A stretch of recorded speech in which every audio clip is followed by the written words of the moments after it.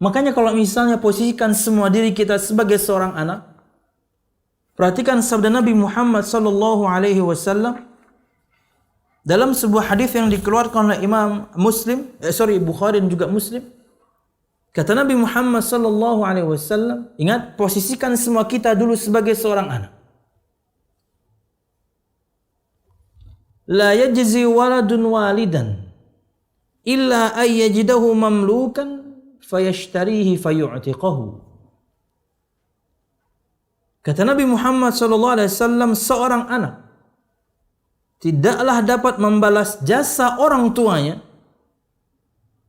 Kalau kita lihat bahasa Arabnya ini ya ayah, tapi terjemahannya orang tua. Cuman kalau Anda lihat dalam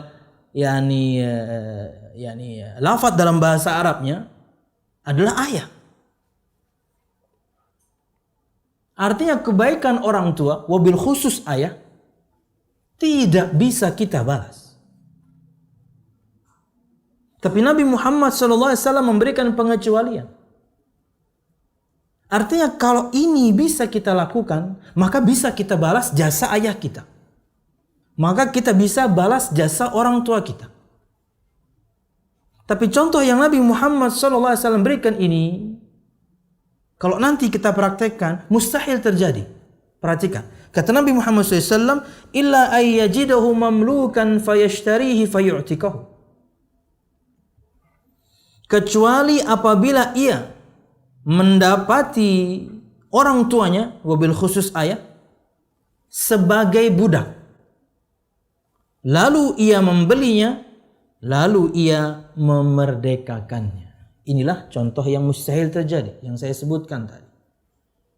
Nabi Muhammad berikan pengecualian, tapi sebenarnya ini mustahil terjadi.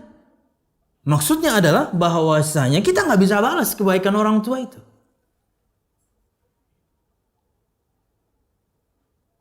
Kenapa kita tidak bisa balas? Dengan percontohan Nabi Muhammad berikan pengecualian pun nggak bisa.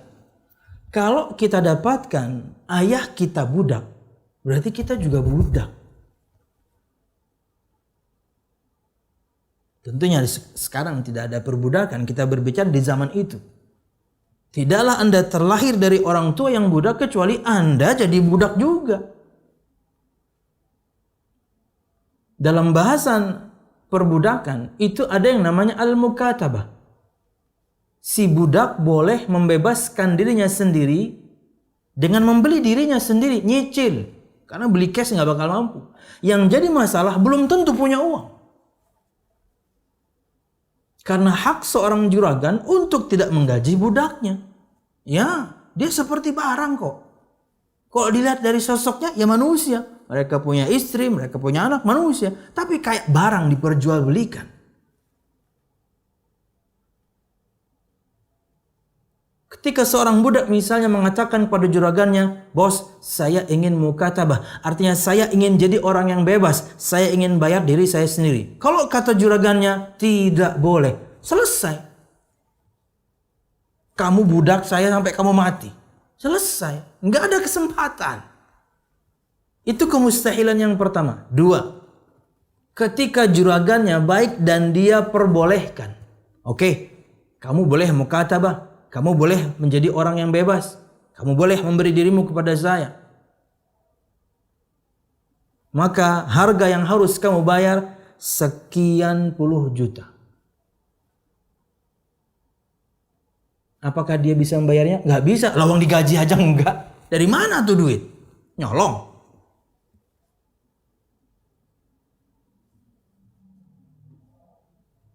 Yang ketiga. Katakanlah dapat juragan luar biasa baik. Ketika ingin mukatabah dikasih. Dalam keseharian pun bukan cuma dikasih makan tapi dikasih gaji juga. Bos, saya ingin mukatabah. Boleh. Berapa harga saya, bos? Ya, kamu 100 juta lah. Saya beli kamu aja 150 kok. 100 lah.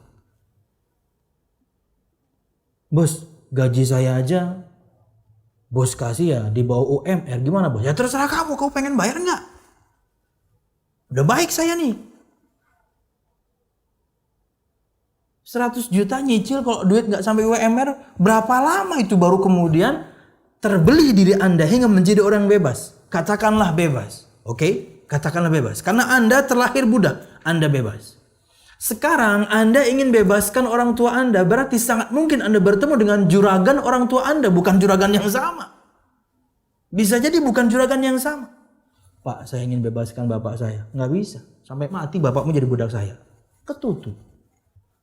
Itu yang dibikin Nabi Muhammad sebagai percontohan. Saking tidak mungkinnya kita membalas kebaikan orang tua kita, khususnya